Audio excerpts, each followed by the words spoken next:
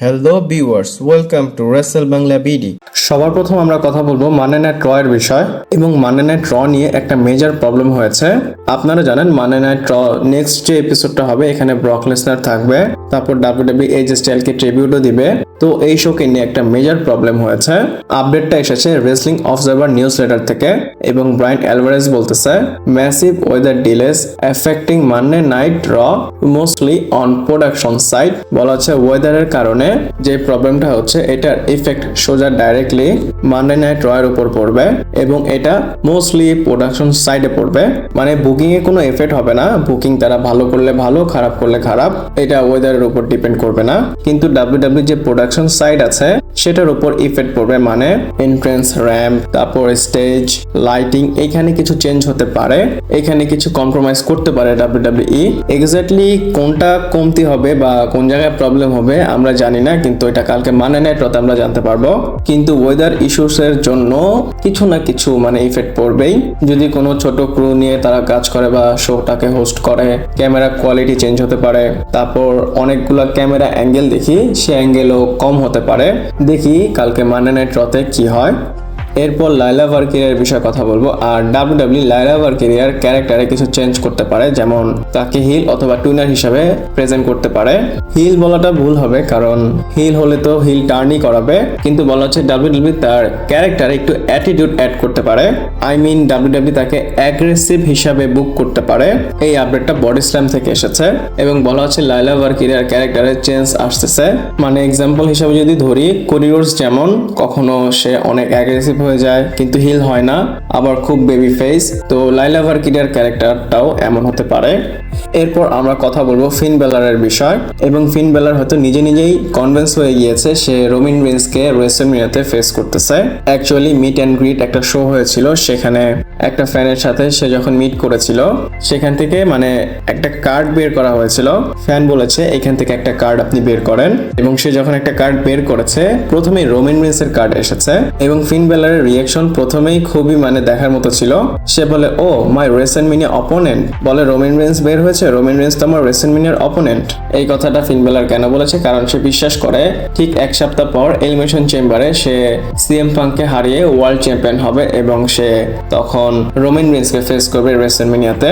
ফিন বেলার মনে করে, মানে এটা তো শিওর না, ফিন বেলার মনে করে সিএম পাঙ্কের হোম টাউনে গিয়ে সে সিএম পাঙ্ককে হারাবে। তো এই সব কথা চিন্তা করে ফিন বেলার বলেছে রেসলম্যানিয়ার অপোনেন্ট রোমান রিন্সকে। এরপর ফেন্স ম্যাকম্যানের কথা বলবো। আর ফেন্স ম্যাকম্যান কি ফ্রি হচ্ছে? মানে সে তো জেলে না, মানে মামলা থেকে কি তার যে কেস আছে সেটা থেকে কি ফ্রি হচ্ছে? আগে বলে দিই কাহিনী কি। রিসেন্টলি পাবলিকলি জেনারেল গ্রাইন্ড অনেক কথা বলেছে এবং এই কথা শোনার পর ফ্যানদের পার্সপেক্টিভ একদম চেঞ্জ হয়ে গিয়েছে। এমন না যে জেনারেল গ্রাইন্ড যেটা বলেছে ভুল বলেছে বা মিথ্যা বলেছে, কিন্তু লোকেরা বলতেছে জেনারেল গ্রাইন্ডেরও ভুল আছে, শুধু ভেন্স ম্যাকম্যানের একা ভুল না। মানে ভেন্স ম্যাকম্যান তো জোর জবরদস্তি অনেক কিছুই করেছে, টাকাও দিয়েছে। জেনারেল গ্রাইন্ডও ওই পর্যন্ত বন্ধ ছিল, মানে কিছু বলেনি। যখনই টাকা দেওয়া বন্ধ করেছে তখনই সে মুখটা খুলেছে এবং তার নামে কেস করেছে বা কেস ফাইল করেছে। আর এই বিষয়ে কিন্তু অ্যান্ড্রু টেড, ক্রিস্টিয়ান টেড সবাই রিয়াকশন দিয়েছে এবং জেনারেল গ্রাইন্ডকে অনেক খারাপ কথা বলেছে। আপনারা এইসব ক্লিপ টুইটারে পেয়ে যাবেন। বাট আমি আপনাদের বলে দিই ভেন্স রুসো কি মনে করে। বলে ভেন্স ম্যাকম্যানের কন্ডিশন দেখে মনে হয় না জেনারেল গ্রাইন্ড ভেন্স ম্যাকম্যানের কিছু করতে পারবে।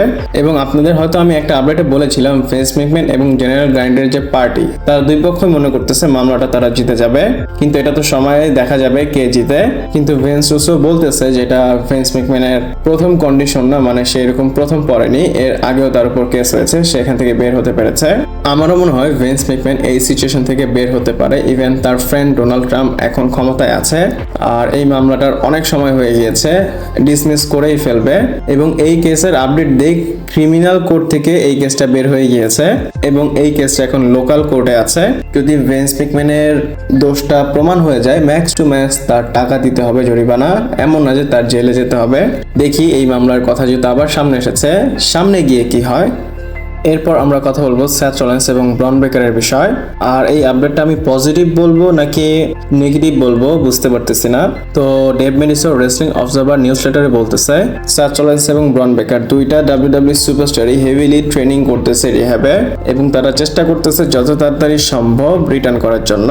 এটা বুঝি, কারণ রেসলমিনিয়ার সময় যে কেউই চায় রেসলমিনিয়াতে পার্টিসিপেট করতে, স্পেশালি তাদের জন্য ম্যাসিভ প্ল্যান আছে, তারা ইনজুরিতে পড়েছে। এটা খুবই আনফরচুনেট। এমনিতে তাদের দুইজনকে খুবই তাড়াতাড়ি ডাব্লিউডাব্লিউতে দেখতে পারবেন, কিন্তু প্রশ্ন হচ্ছে খুবই তাড়াতাড়ি এটা কি রেসলমিনিয়ার আগে নাকি রেসলমিনিয়ার পরে? এটা তাদের জন্য কঠিন, কিন্তু তারা দুইজনই রিহ্যাবে ট্রেনিং করতেছে। আমরাও হোপ করি তারা যেন চলে আসে। এরপর জেকা ফটোর বিষয়ে কথা বলবো। আর জেকা ফটো কমেন্ট করেছে তার ব্লাড লাইন মেম্বার হওয়া নিয়ে, মানে সে যে রোমান রেন্সের কাজিন, এটা নিয়েও সে কমেন্ট করেছে। বলে আমার কিছু আসে যায় না, আমি রোমান রেন্সের কাজিন এবং আমি এটা নিয়ে কিছু চিন্তাই করি না। বলে আমি আমার আইডেন্টিটি নিজেই ক্রিয়েট করতে চাই, আমি ডাব্লিউডাব্লিউতে এমনভাবে থাকতে চাই না যে আমি কারো কাজিন। বলে আমার ফ্যামিলিকে নিয়েও আমার এমন না যে অনেক কিছু আসে যায়, আমি চাই মানুষ দেখুক ইন্ডিভিজুয়ালি জেকা ফটো কি করতে পারে, মানে জেকা ফটো ইন্ডিভিজুয়ালি নিজের ক্রিয়েট নিজেই করতে চায়। আমি বলবো সে যেটা বলেছে রং কিছু বলেনি। আর জেকা ফটো ডেফিনেটলি একটা রয়্যাল ফ্যামিলি থেকে আসে। কেন বললাম? কারণ প্রো রেসলিং এ তার ফ্যামিলির হিস্ট্রি খুবই রিচ।